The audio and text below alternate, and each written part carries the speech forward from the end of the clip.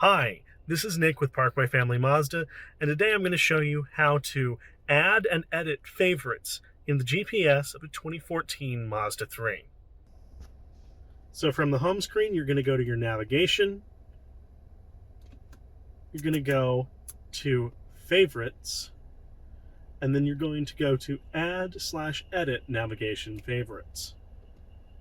You can add a current location, add current destination, add from a contact, move, rename, delete, or even delete or edit your home address from this menu.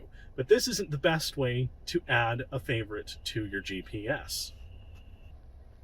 To do that, we're going to go to Navigation. And then once that's loaded up, we're going to find a specific place that we want to add. So once we've got our location, we can choose to navigate to it, view places nearby, or add to favorites. And that's what we're going to do.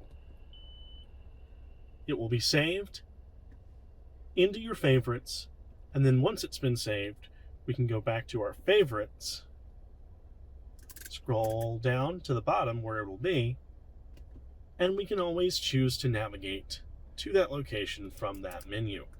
Now, let's say that you want to move this.